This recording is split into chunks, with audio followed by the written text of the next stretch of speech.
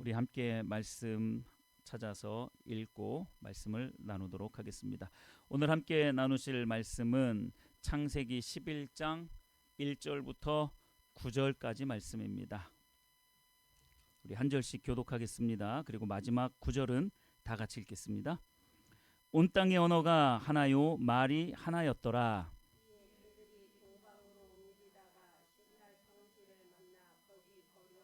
서로 말하되 자 벽돌을 만들어 견고히 굽자 하고 이에 벽돌로 돌을 대신하여 역청으로 진흙을 대신하고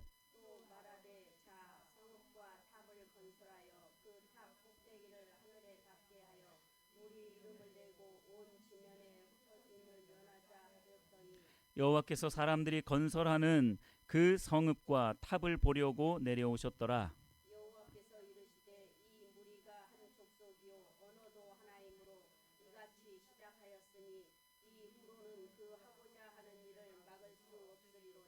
자 우리가 내려가서 거기서 그들의 언어를 혼잡하게 하여 그들이 서로 알아듣지 못하게 하자 하시고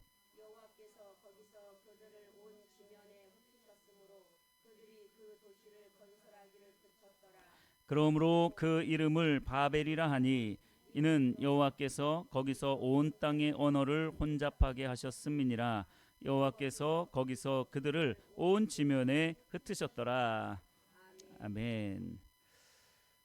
오늘 이 본문 말씀을 중심으로 해서 죄가 가진 시너지 효과라는 제목의 말씀을 함께 나누도록 하겠습니다. 죄가 가진 시너지 효과, 이 부분을 우리가 같이 나누기를 원하는데요. 요즘 시대를 우리는 많이 표현하기를 불통의 시대라고 그렇게 표현을 많이 합니다. 정말로 소통이 잘 안 되는 그러한 시대인 것 같아요. 소통이 잘 안 된다는 거죠. 서로 통하지가 않는 거예요. 웬만해서는 이 의견 차이를 좁히기가 참 쉽지 않다라는 거죠. 안 맞아도 너무 안 맞아요. 그래서 어떤 부부는 내 남편을, 내 아내를 로또라고 그렇게 표현을 해요. 그지같이 안 맞는다는 거죠. 죽어도 안 맞는데요. 그래서 내 남편을, 내 아내를 로또라고 그렇게 표현을 한대요. 로또 하면 왠지 좋은 것 같은데 알고 보니 맞아도 너무 안 맞아. 너무 안 맞아서 로또라고 그렇게 표현을 한다라는 거죠. 뭐 부부 사이만 그렇겠습니까? 오늘날의 정치를 한번 보십시오. 국회의원들 한번 보세요. 의견들이 잘 맞습니까? 어찌 한 나라 사람인데, 그리고 나라를 살려보고자, 국민들을 좀 섬겨보고자 하는 그런 마음으로 그렇게 정계에 뛰어들었을 텐데, 물론 그런 마음으로, 진짜 순전한 마음으로 정계에 뛰어든 사람이 또 얼마나 되겠습니까마는 어찌되었든지 그 국회의원들이 회의하는 그 국회의사당을 한번 보세요. 얼마나 다툼이 많습니까? 의견이 일치가 안 되죠. 어떻게 그렇게 사상과 생각, 가치관이 어떻게 그렇게 많이 다를 수 있을까? 정말로 참 불통의 끝판왕이 정치판이 아닐까라는 그런 생각까지 하게 만듭니다. 여러분, 왜 이런 현상들이 일어날까요? 왜 이렇게 이 세상은 불통으로 가득 찼냐라는 거예요. 왜 이렇게 소통이 안 되느냐라는 거예요. 왜 내 마음이 전달이 안 되고 왜 남의 마음이 그렇게 읽어지지 않느냐라는 거예요. 왜 이렇게 소통이 안 될까라는 거죠.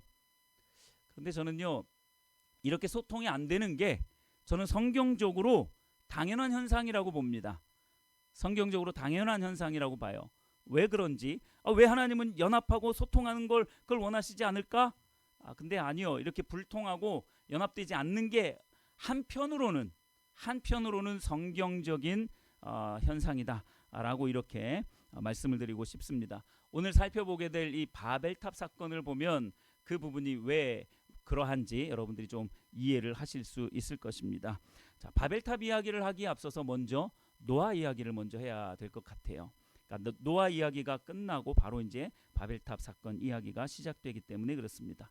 노아가 살았던 그때 당시에 그들의 삶의 모습이 어떠했는지, 세상의 모습이 어떠했는지 참 가관이었어요. 창세기 6장 11절 12절에 보면 이렇게 말씀하고 있어요. 사람들이 모인 곳에 폭력이 난무해요. 사람들에게 이 폭력은 일상이 되었고 사람들은 너무도 무자비했어요. 자비라는 게 없었습니다. 오직 자기 자신만을 위해서 살다 보니 사회 전체가 부패해 있었어요. 한마디로 성경은 그렇게 말씀하고 있어요. 숨쉬는 모든 존재가 다 부패했다. 모든 육체가 다 부패했다라고 그렇게 표현을 하고 있어요. 숨쉬는 모든 존재가 다 부패해 있다라고 그렇게 말씀을 하고 있는 거예요. 노아 때에 이렇게 사람들이 부패하고 세상이 너무나도 부패하다 보니까 하나님이 내리신 특단의 조치가 뭐였어요? 홍수였잖아요. 물로 심판해버린 거예요. 그래서 모든 인류를 다 쓸어버렸어요. 몇 명만 남기고요, 노아의 가족들만 남기고, 노아와 노아의 아내 셈, 함, 야벳, 그리고 며느리 셋, 이렇게 8명만 남겨두고 다 쓸어버렸어요. 결국 셈, 함, 야벳, 이 노아의 자손인 셈, 함, 야벳을 통해서 온 인류가 확장되기 시작했어요. 그리고 오늘 이제 11장 1절이 시작이 되는 겁니다. 온 땅의 언어가 하나요, 말이 하나였더라. 요걸 보니까 인류가 퍼질 때 당시에 이 모든 언어가 하나라는 것을 알 수 있습니다. 온 땅의 언어가 하나요, 말이 하나였더라, 이렇게 말씀을 하고 있어요. 여기서 말하는 온 땅이라는 것은 온 세계를 말하는 거예요. 영어 성경에 보면 earth라고 이렇게 표현되어 있거든요. 지구상에 있는 모든 땅을 말하는 겁니다. 온 세상 모든 사람들의 말이 하나였다, 언어가 하나였다라는 거예요.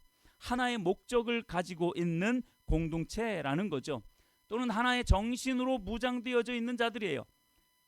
이게 선한 것이라면 참 좋겠지만 그렇지 못한 것에 하나가 된 마음이 되어져 버린 거예요. 그러고 보면 이 인류는요, 어쩔 수 없이 죄악으로 달려갈 수밖에 없는 거예요. 하나님이 이걸 몰라서 그런 게 아니에요. 그러나 하나님의 마음은 표현하셔야죠. 그렇죠? 그러니까 노아의 홍수로 너무나도 그 죄악이 극심했기 때문에 노아의 그 홍수를 통해서 이 인류를 다 멸망시켰던 거죠.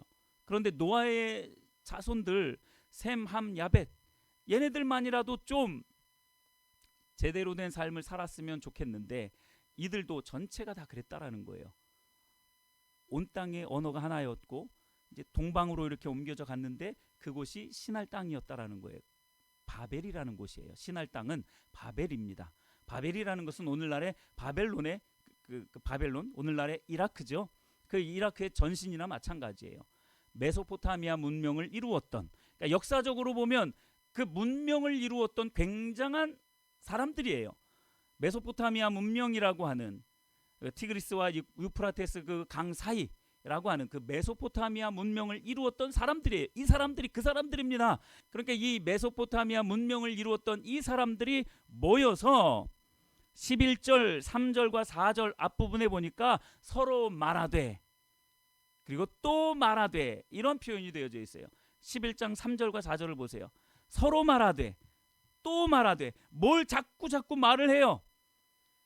언어가 하나이기 때문에 소통이 잘 됩니다.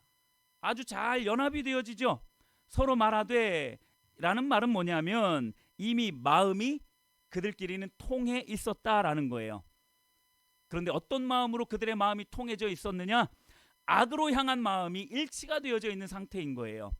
그러니까 하나님의 음성, 하나님의 도우심, 하나님의 주권, 하나님의 다스림과 통치, 이런 것들은 다 필요 없다 이거예요. 그리고서 그 하나된 마음으로 그들이 뭐라고 말을 하고 있냐면 4절 중간에 이렇게 말합니다. 탑 꼭대기를 하늘에 닿게 하자. 자기들이 쌓는 그 바벨탑, 그 탑 도시의 그 탑 꼭대기를 하늘에 닿게 하자, 이렇게 말하고 있는 거예요. 탑은, 이 바벨탑은 자신들의 힘과 노력으로, 즉 자신들의 자원으로 쌓아 올린 결과물을 말하는 겁니다. 자신의 자원으로 쌓아 올린 탑을 어디에 닿게 해요? 하늘에 닿게 하겠다라는 거예요. 자신의 노력과 자원으로 하나님의 수준에까지 이르는, 도달하는 교만한 그들의 모습을 볼 수 있는 거죠. 자, 그런데 하나님은 뭐라고 말씀을 합니까? 신약 성경에 보니까 고린도후서 10장 4, 5절에 이렇게 말씀하고 있어요. 하나님의 능력은 하나님을 아는 것을 대적하여 높아진 것을 다 무너뜨리고 모든 생각을 사로잡아 그리스도에게 복종하게 하니, 하나님을 대적해서 높아진 그 모든 것들을 하나님은 다 무너뜨리신다라고 말씀을 하고 있어요. 그러니까 하나님이 이들이 이 바벨탑, 자기의 자원으로, 자기의 힘, 자기의 능력으로, 하나님의 도움 따위는 필요 없어. 하나님의 다스림, 통치 필요 없어. 자기의 힘과 자기의 자원, 자기의 능력으로 쌓으려고 하는 그 탑 하나님이 가만히 보고 계시겠느냐라는 거죠. 자, 이렇게 탑을 하늘에 닿게 하겠다라는 그들의 이 교만이, 하늘에 닿게 하겠다라는 그들의 교만이 두 가지를 계획하기 시작합니다. 두 가지를 계획해요. 오늘 요 두 부분을 집중적으로 살펴보려고 하는 겁니다. 하나는 이름을 내는 것이었고, 두 번째는 흩어짐을 면하자라는 거예요. 자, 첫 번째, 하늘에 닿게 하겠다라는 이 교만으로 말미암아 그들이 계획한 것이, 첫 번째가 뭐라고요? 뭘 내고자 한다고요? 이름을 내고자, 이름을 내보자라는 거예요. 자, 이름을 내는 것이 무슨 의미인지 같이 한번 살펴보도록 하겠습니다. 성경에서 이 이름을 지어준다는 것은 매우 큰 의미를 갖고 있어요. 특히 주석에는 이름을 지어준다라는 것에 대해서 이렇게 말씀을 하고 있습니다. 고대 히브리 사회에서, 히브리 사회라는 것은 이 성경에서 말하고 있는 이 하나님의 백성들을 말해요. 고대 히브리 사회에서 누군가에게 이름을 부여하는 것은 그에 대한 소유권이나 종주권을 나타내는 행위다라고 이렇게 말을 하고 있어요. 자, 이름을 부여하는 것은 그에 대한 뭘 나타내는 행위라고요? 소유권이나 종주권, 소유권이나 종주권을 나타내는 행위다라고 말씀을 하고 있어요. 자, 그래서 하나님이 이 세상을 창조하시고 사람을 지으실 때에 처음 첫사람 누구를 만드셨어요? 아담을 만드셨잖아요. 근데 이 아담이라는 그 이름이 뭐냐면 사람이라는 뜻이에요. 사람이라는 뜻입니다. 남자 사람, 사람이라는 뜻이에요. 그러니까 이 아담을 지어놓고 너는 사람이야 라고 이렇게 이야기를 한 거예요. 그게 무슨 의미냐면 대표라는 거죠. 사람의 대표예요. 그래서 우리는 그렇게 생각을 합니다. 아니, 아담과 하와가 선악과를 따먹고 그렇게 죄를 졌는데 왜 우리에게 그 죄가 계속 전가되느냐, 이렇게 말을 합니다. 대표성이에요. 대표. 사람으로서 아담이 그러한 죄를 지었기 때문에 결국 그 모든 죄는 우리 모두에게 다 물려진다라는 대표성으로 하나님이 아담을 사람이라고 그렇게 말씀을 하고 있는 거예요. 자, 그러니까 그런 아담이라는, 사람이라는 그 이름을 지었다라는 것은 너에 대한 소유권이 누구에게 있다? 나에게 있다. 모든 사람에 대한 소유권, 통치권, 그 종주권이 나에게 있다라고 하나님이 말씀하고 있는 거예요. 자, 그리고 난 다음에 이 아담에게 또 뭘 시켰어요? 동물들의 이름을 지으라고 했잖아요. 동물들의 이름을 지으라고 한 거예요. 하나님은 이 질서를 만들어 놓은 겁니다. 하나님, 인류, 짐승, 그 외의 것들, 이 질서를 만들어 놓는 거예요. 이름을 지었다라는 것은 그러한 관계가 있는 거예요. 소유권이 그에게 속해 있다라는 거예요. 그 종주권, 내정을 간섭하는 거죠. 그러니까 사람은 이 짐승들 아래 있으면 안 돼요. 사람이 집사가 되면 안 됩니다, 여러분. 사람은 집사가 아니에요. 그 질서를 무너뜨리는 겁니다. 뭐 우스갯소리기는 하지만 뭐 우리가 뭐 짐승들 그렇다고 밑으로 가겠어요? 그러나 이런 말 한마디 자체들이 사실 이러한 하나님의 창조 질서를 좀 무너뜨리는 그러한 부분들이에요. 짐승은 그냥 애완견, 애완묘, 그냥 그 정도예요. 우리가 사랑해주고 잘 보살펴주는 그러한 존재지. 반려견, 뭘 반려를 해? 그러니까 남편과 아내가 반려자가 안 되니까 이게 엉뚱한 것들로 반려자를 삼으려 그래. 그러니까 이게 개 고양이를 반려자 삼으려고 한다는 것은 내 남편, 내 아내, 내 자식들을 동물보다 못한 존재로 생각을 하는 거야. 결국 그렇게 돼버려요. 결국에는 마음 쏟을 데가 없으니까 그냥 그런 거야. 아니, 그렇다고 해서 뭐 지금 짐승들 기르시는 분들 계신데 죄송합니다. 아니, 사람 말고요. 진짜 짐승들, 강아지, 고양이 이렇게 기르는 분들이 있는데 그냥 사랑해주면 돼요. 잘 보살펴주고 먹이 잘 주고 학대하지 말고, 그렇죠? 그렇게 잘하면 돼요. 자, 어쨌든 아담이 동물들의, 짐승들의 이름을 지어줬다라는 것은 그 소유권이, 종주권이 그 아담에게 있다라는 거예요. 하나님이 그 권한을 아담에게 준 거예요. 이걸 잊지 말라라는 거죠. 이름이 그런 거예요. 자, 그런데 잘 보세요. 이 바벨탑을 쌓으려고 했던 이들이 첫 번째 뭐 하고자 했다고요? 이름을 세상에 내보자라고 하는 거예요. 자기들이 자기들의 이름을 짓고 그 이름을 취하고 그 이름에 따른 어떠한 권위, 능력을 자기들이 그저 취하려고 하는 거예요. 자, 이거는 무슨 말이냐면 하나님의 소유권을 인정하지 않는 겁니다. 하나님의 통치, 다스리심 나는 싫다 이거야. 하나님의 주권 그거 아니라 내가 모든 삶의 주체가 되겠다라고 그렇게 말하는 것이 이름을 내자라는 그 말 속에 담겨져 있는 겁니다. 여러분 성경에 보면 이러한 내용들이 굉장히 많아요. 하나님이 창세기 17장 5절에 보니까 아브라함에게 이렇게 말합니다. 이제후로는 내 이름을 아브람이라 하지 아니하고 아브라함이라 하리니 이는 내가 너를 여러 민족의 아버지가 되게 함이니라. 이건 하나님이 그 이름을 지어주심으로 말미암아서 아브라함에게 어떤 권한을 주시는 거예요. 하나님이 주셔야 됩니다. 이름이라는 것은 하나님께 받아야 돼요. 어떤 권위, 능력, 힘, 지위 이 모든 것들은 하나님께 받아야 되는 거예요. 그런데 이 타락한 인류는요 자꾸 자기의 이름을 자기가 내려고 하는 거예요. 자기가 높아지려고 하고 자기의 재물 자기가 내가 벌어서 내가 쓴다는데 뭔 상관이야 하면서 모든 삶의 주도권이 자기에게 있다라고 그렇게 생각을 하는 거죠. 이게 바벨탑에서 있었던 첫 번째 이름을 내자 이런 거예요. 이렇게 하나님은요 이름이 의미하는 바가 너무나도 크기 때문에 이 이름에 대한 관심이 굉장히 지대하십니다. 그래서 하나님 이름에 대한 뭘 가지고 있어요? 질투를 가지고 있잖아요. 네, 거룩에 대한 질투도 가지고 계시고요. 네, 그 이름에 대한 질투를 가지고 계세요. 하나님의 이름에 대한 질투를 가지고 있을 뿐만 아니라 이름을 지어주는 것 이 부분에 대해서도 하나님은 질투를 가지고 계세요. 그래서 사람들이 자기 마음대로 그 이름을 내고자 한다. 하나님은 가만히 두시지 않는다라는 거예요. 높아진 그것을 하나님은 다 무너뜨리기를 원하신다라는 거예요. 에스겔 36장 20절 21절에 이러한 말씀이 있습니다.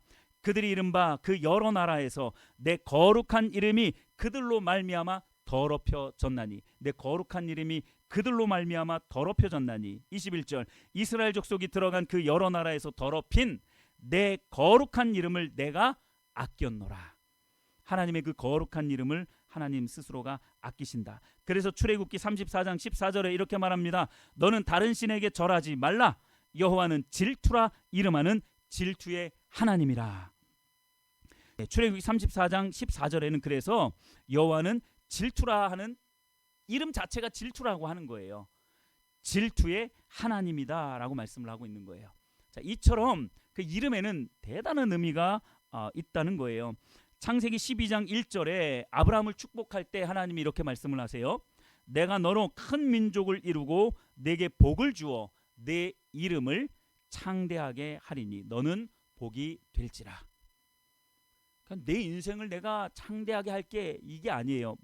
뭐를 창대하게 한다고요? 내 이름을 창대하게 하겠다라는 거예요. 그 가치를 하나님이 너에게 이름을 통해서 부여해 주겠다라는 겁니다. 그래서 이름이 굉장히 중요한 거예요. 뭐 빌립보서 2장 8절부터 10절에도 보면 예수님의 이름, 죽기까지 순종하신 그 예수님의 이름을 모든 자들에게 높이신다, 존귀하게 하신다. 그래서 모든 사람들이 예수 앞에 무릎을 꿇게 만들겠다라고 하나님이 그렇게 예수님의 이름을 높여주시는 그러한 장면이 빌립보서 2장 8절부터 10절까지에 잘 나타나 있습니다. 여러분, 우리의 이름이 높아지거나 창대하게 되는 것은 누구의 주권이라고요? 하나님의 주권입니다. 하나님이 하셔야 우리가 높아질 수 있는 것이고 때로는 하나님이 우리를 낮추신다면 겸손히 낮아질 수도 있어야 돼요. 그 낮아짐의 자세에서 또한 하나님께서 뭘 하시고자 하시는지를 배우면 그것은 가장 값진 인생이 될 수 있는 것이기 때문에 그렇습니다. 그래서 하나님은요 이처럼 이름에 대해서 굉장히 집착하고 있는 듯한 이름에 대해서 이처럼 집착하고 있는 듯한 모습을 보여주십니다. 하나님이 우리의 이름을 지어주셔야 합니다. 하나님의 그 주권 아래에서 이름을 받아 소유권과 그 종주권을 행사해야 한다라는 거죠. 자, 이러한 이름에 대한 가치와 의미를 잘 기억하시면서 창세기 11장 4절 말씀을 다시 한번 보세요. 중간에서 끝에 탑 꼭대기를 하늘에 닿게 하여 우리 이름을 내자. 우리 이름을 내자.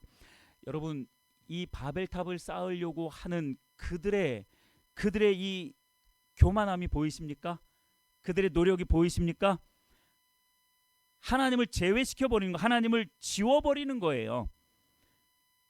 자신의 인생에서, 자신의 삶에서 하나님을 지워 버리는 거예요. 치워 버리는 거죠. 보잘것없는 것처럼, 가치 없는 것처럼 치워 버리는 거예요. 그저 내 인생의 주인은 나다라고 하는 거죠. 자, 그러니까 하나님의 진노가 그들에게 임할 수밖에 없는 거죠.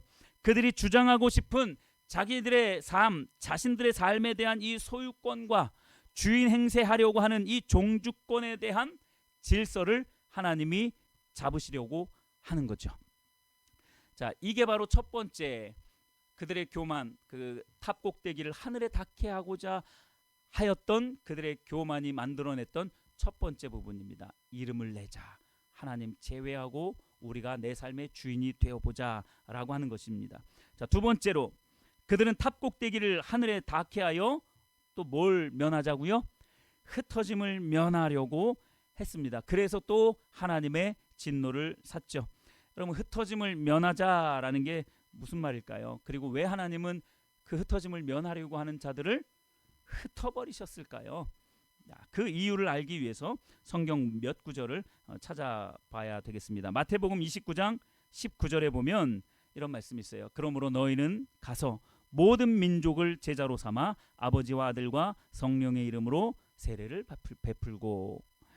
자, 예수님의 지상명령이라고 하는 구절이죠. 온 세상으로 가래요.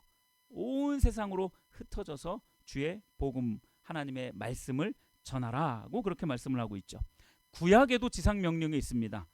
여러분 혹시 알고 계시나요? 구약에도 지상명령이 있어요. 창세기 1장 28절 말씀입니다. 하나님이 그들에게 복을 주시며 하나님이 그들에게 이르시되 생육하고 번성하여 땅에 충만하라, 땅을 정복하라, 바다의 물고기와 하늘의 새와 땅에 움직이는 모든 생물을 다스리라 하시니라. 여러분, 일반적으로 우리는 구약의 지상명령을 신명기 6장 4절부터 9절까지의 말씀, 잘 알고 계시는 쉐마 이스라엘, 들으라 이스라엘, 들으라 이스라엘이라고 하는 그 말씀, 물론 이 신명기 6장은 아주 큰 의미를 가지고 있는 것은 분명히 맞습니다. 그런데 창세기 1장 28절이 저는 개인적으로 구약의 지상명령이라고 그렇게 생각을 합니다. 생육하고 번성하고 땅에 충만하고 땅을 정복하라는 거죠. 계속 그 세력을 어떻게 하라는 거예요? 확장시켜 나가라는 거예요. 그 자리에 머물러 있지 말라라는 겁니다. 하나님께서 인류의 대표인 이 아담과 하와뿐만 아니라 모든 믿는 자들에게 하신 말씀이 바로 창세기 1장 28절 말씀이에요. 확장해 가라는 겁니다. 퍼져 나가라고 말씀을 하고 있는 거예요.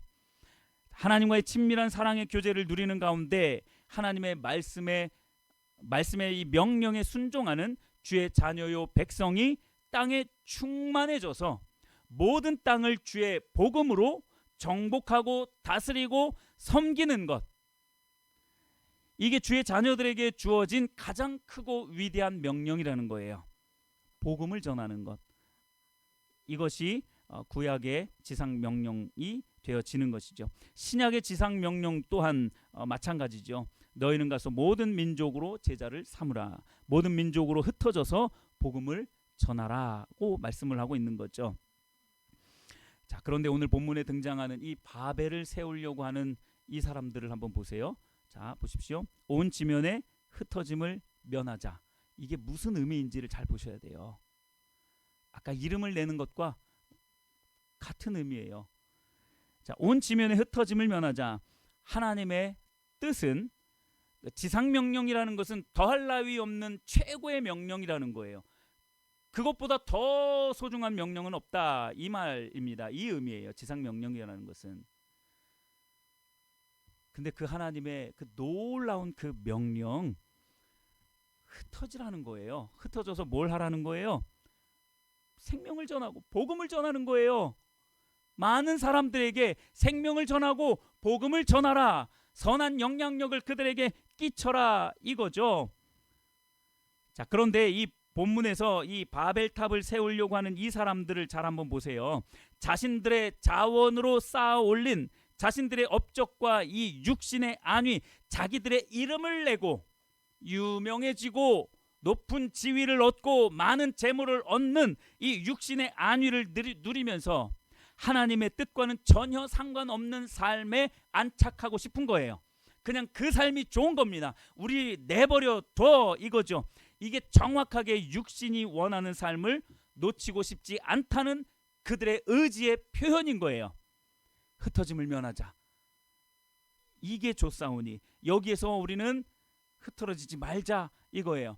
창조 계획이나 창조 질서 이거와는 전혀 다른 삶을 살고자 하는 그들의 오만함, 하나님이 그들의 오만함을 보셔서 내려오시고 진노하시고 그들을 어떻게 하셨어요? 흩어버리셨어요. 어차피 죄악으로 똘똘 뭉쳐있는 그들 흩어버리자 이거죠. 이제 처음 말씀을 시작할 때에 그 로또 같은 부부 사이 그리고 정치인들 이야기를 잠깐 했잖아요. 왜 이렇게 불통할까? 왜 이렇게 불통할까를 말씀을 드리면서 어쩌면 그것이 오히려 성경적일 수 있다라고 말씀을 드렸잖아요. 여러분 사람들이 모이기만 하면 뭐 하는 줄 아세요? 남 얘기하고 험담하고 악을 도모합니다. 많은 경우에 그래요. 어린아이들도요. 몇 명만 모이죠. 하나의 따돌리기 쉬워요. 굉장히 그런 것 굉장히 자주자주 일어납니다. 사람들이 모여서 뭘 잘하느냐. 야, 우리가 어떻게 하면 저 사람을 섬길까? 어떻게 하면 저 사람의 아픔을 우리가 위로해 줄 수 있을까? 이런 걸 얘기하는 거는 별로 없어요. 있기는 하겠죠. 그런데 많은 경우에 있어서 사람들이 모이잖아요. 대부분의 경우는 악을 도모합니다. 악을 행할 때는 소통이 아주 잘 돼요. 연합도 아주 잘합니다. 오죽하면 신약의 헤롯과 빌라도가 그때 당시에 예수님을 죽이려고 하는 그 부분에 있어서는 서로 마음이 맞아버렸어요. 서로 앙숙지간이거든요. 아니 원수지간이에요. 서로 원수지간인데 그 악을 행하는 데 있어서는 서로 연합이 잘 된다라는 거예요. 그러니까 여러분 어차피 그렇게 악을 도모하는 그들 모이기만 하면 악을 도모하는 그들 어떻게 하는 게 최선이에요? 흩어버리는 게 최선이다라는 거예요. 그게 또 최선의 예방책이 될 수 있다라는 거죠. 시편에 보면 모여서 악을 행하는 자들에 대해서 이렇게 잘 묘사하고 있습니다. 시편 53편 2절에 이렇게 말씀하고 있어요. 하나님이 하늘에서 인생을 굽어 살피사 지각이 있는 자와 하나님을 찾는 자가 있는가 보려 하신즉 각기 물러가 함께 더러운 자가 되고 선을 행하는 자 없으니 한 사람도 없도다. 함께 더러운 데로는 빨리 달려가요. 악을 행하는 데는 빨리 갑니다. 악을 도모하는 것은 굉장히 빠르고 서로 일치가 돼요. 누군가를 험담하는 것은 굉장히 빠릅니다. 이게 성경과는 완전히 다른 거예요. 성경과 완전히 배치되는 거죠. 창조 질서와 완전히 다른 거예요. 그러니까 우리의 본성 자체가 사실 이렇게 더럽고 추한 악으로 가는 데는 굉장히 빠르다라는 거예요. 그러니까 하나님이 흩으실 수밖에 없어요. 흩으시는 겁니다. 오늘 본문의 6절과 7절 말씀을 보십시오. 여호와께서 이르시되 이 무리가 한 족속이요 언어도 하나이므로 이같이 시작하였으니 이후로는 그 하고자 하는 일을 막을 수 없으리로다. 자, 우리가 내려가서 거기서 그들의 언어를 혼잡하게 하여 그들이 서로 알아듣지 못하게 하자 하시고, 자 6절 하반부에서 그들이 하고자 하는 그 일을 막을 수 없으리로다라고 표현하고 있죠. 하나님이 막으려면 어떻게 해서든지 막을 수 있죠. 홍수를 통해서라도 막든지 불심판을 통해서 막든지 어떻게 해서든지 하나님은 막으실 수 있어요. 근데 왜 막으실 수 없으리로다라고 그렇게 말씀을 하고 있느냐라는 거죠. 실제로 하나님이 막지 못할 것이다라는 말이 아니라 막으실 수 있지만 그들의 교만이 두 눈 뜨고는 볼 수 없을 정도로 높아질 것에 대해서 이렇게 표현하고 있는 거예요. 흔히 눈꼴 사납다라고 하죠. 뭐 그 정도가 아닌 거예요. 도무지 볼 수 없는 그러한 현상들이 그들을 통해서 나오게 되는 거죠. 독일의 아우토반이라고 있잖아요. 네, 제한 속도가 없는, 그냥 무조건 달리고 싶은 대로 달리는 거예요. 400km가 됐든 달릴 수 있는 대로 달릴 수 있는 곳이 아우토반이라는 그런 곳인데, 여러분 오늘날 창세기 당시에 이들만 이런 삶을 살까요? 제한이 없어요. 그냥 자기 마음대로, 자기 뜻대로 내 삶의 주인이 자기가 되어서 마치 아우토반을 달리는 것처럼 과속을 하는 거죠. 여러분, 그들을 살리기 위해서 어떻게 해야 됩니까? 브레이크를 달아줘야 돼요. 브레이크를 밟아줘야 돼요. 그들이 브레이크를 못 밟는다면 하나님이 대신 밟아주셔야 돼요. 때로는 고통을 통해서, 때로는 환난을 통해서, 환경을 통해서, 사람을 통해서, 뭐 여러 가지 부분을 통해서 브레이크를 걸어주는 게 그를 살리는 일입니다. 그래서 하나님이 그들에게 그들의 언어를 혼잡케 하고 그들을 아예 흩어버린 거예요. 마치 제한 속도 없이 아우토반을 달리는 자동차와 같이 자기 잘난 맛에 자기 인생이 마치 자기 것인 양 그렇게 달리는 그런 사람들, 그 달리는 차에 브레이크를 걸기 위해서 하나님이 언어를 혼잡케 하셨다라는 겁니다. 사람들은 악을 행하는 데에는 잘 모이고 뜻이 하나가 되고 소통이 잘 됩니다. 그래서 이 악한 일도 사람들은 대범하게 저지르기 시작합니다. 여러분, 최근 밀양 여중생 집단 성폭행 사건이 재조명되고 있죠. 거의 20년이 된 사건인데 다시 그게 재조명되고 있어요. 어떤 사람은 그거에 그거를 옹호했던 사람이 경찰이 되기도 하고, 또 어떤 국밥집에서 일하는 사람, 또 어떤 공무원 공무를 행하는 사람, 이런 사람들이 이 가해자들이었던 거예요. 그러니까 아니, 피해자는 평생을 그 짐을 짊어지고 살아가고 있는데, 그 악몽을 늘 꾸면서 살아가고 있는데, 아니 가해자들은 어떻게 이렇게 멀쩡하게 잘 살고 있느냐, 이게 다시 재조명된 거예요. 그러다 보니까 그 국밥집 포크레인으로 허는 그런 것도 있더라고요. 포크레인으로 왜 또 무허가 건물이라고 하더라고요.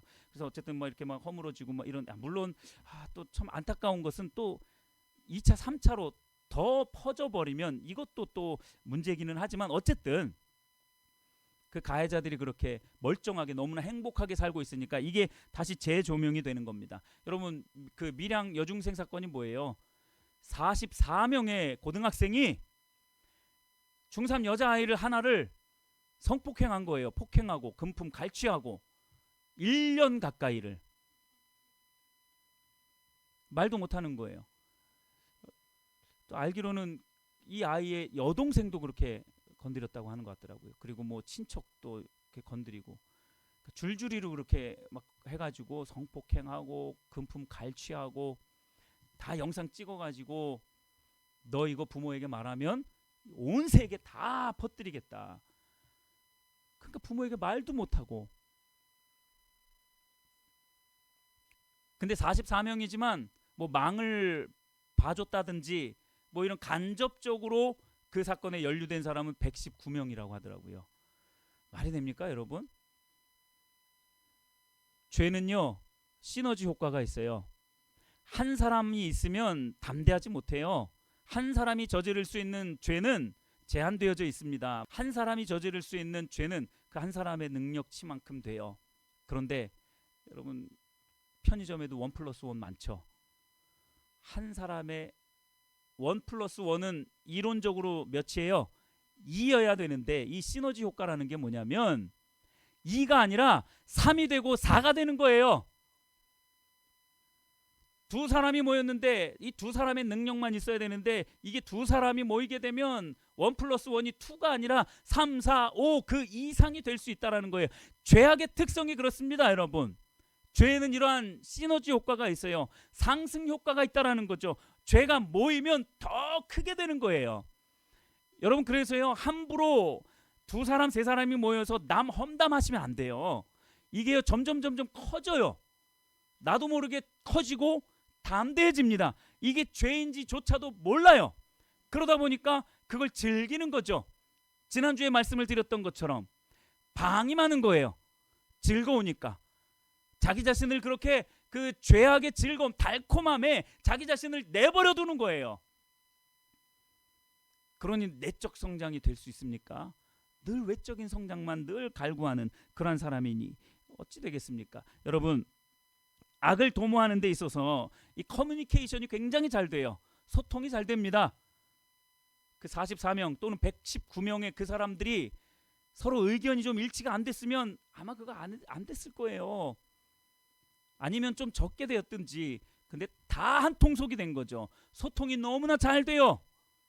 연합이 너무나도 잘 되는 거죠. 몇 사람만 모여도 여러분 이 지경인데 만약에 국가적으로 이렇게 죄악으로 똘똘 뭉친다면 어떻겠습니까? 여러분, 그래서요 그런 말이 있습니다. 하나님의 나라가 이 마지막 때가 되면 하나님의 나라를 대항하는 세계의 단일 정부가 세워질 거다. 뭐 이런 이야기도 합니다.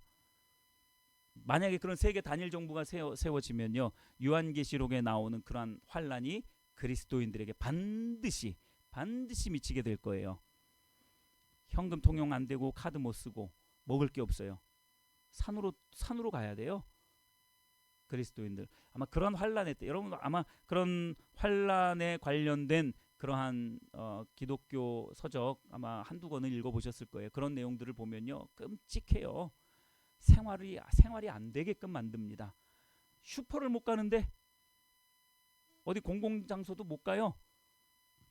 뭐 예를 들면 뭐 그런 표가 없으면 못 가요. 뭐 예를 들어서 칩이 안 심겨져 있으면 못 가요. 그러니까 다 뭘 해요? 배교하게 됩니다. 이제 말씀을 조금씩 정리해 가보도록 하겠습니다. 8절 말씀을 보니까요. 그래서 결국 하나님이 그들에게 브레이크를 거셨어요. 8절에 여호와께서 거기서 그들을 온 지면에 흩으셨으므로 그들이 그 도시를 건설하기를 그쳤더라. 언어를 혼잡하게 하고 그들을 아예 흩어버리셨어요. 그러니까 그 도시 건설을 그쳤다. 자기의 자원으로, 자기의 힘으로, 자기 능력으로 내 인생은 내 것이야 라고 했던 그들이 이제 더 이상 소통이 안 되니까 흩어져 버리는 거예요. 죄가 흩어져 버리는 거죠. 여러분, 오늘 이 말씀을 여러분 잘 기억을 하시면서 여러분들도 스스로 정리해 보셨으면 좋겠습니다. 바로 이 죄는 시너지 효과, 상승 효과가 있기 때문에 여러분들 자신에게 있는 그 죄 빨리빨리 처리해 가셔야 돼요. 죄가 있는 상태로 또 다른 죄가 있는 누군가를 만나서 뭔가를 도모하고 이야기하고 계획한다. 그럼 그 죄는요 계속해서 상승 효과를 가져서 2배, 3배, 4배, 10배 이상 그러한 일들, 잘못된 일들이 세상에 난무해지게 되기 때문에 그렇다라는 거예요. 서론 부분에서 말씀을 드렸듯이 하나님은 이 이름에 대한 질투가 있으세요. 하나님께서 높이시는 그러한 이름이 되어야지 내가 스스로 높이려고 하는, 또 예수님처럼 또한 하나님의 통치권 아래 들어가야 하는데 그 통치권을 싫어해서 하나님의 영광 따위는 필요 없이 그저 내 영광만 찾으려고 하는, 그리고 그 육신의 삶을 도모하고 그것을 지켜내려고 하는 그 삶에서 여러분 벗어나게 되기를 간절히 바랍니다. 또한 우리는 모여서 예배하고 하나님을 찾고 기도하며 하나님과 친밀한 교제를 나누고 난 후에 어떻게 해야 돼요? 이제는 흩어져야 합니다. 흩어져야 돼요. 육신의 안락함을 위해서 이 자리가 좋사오니 나 건드리지 마십시오, 이게 아니라 복음적인 삶을 살기 위해서, 생명을 세상에 전파하기 위해서 자꾸자꾸 흩어져야 한다라는 겁니다. 아무쪼록 죄는 이처럼 아주 심각한 시너지 효과, 즉 상승 효과가 있다라는 것을 여러분 꼭 명심하시고 하나님의 주권과 창조 질서 안에서 겸손히 하나님의 뜻만 이루어가는 모든 성도님들이 다 되시기를 예수님의 이름으로 축복합니다.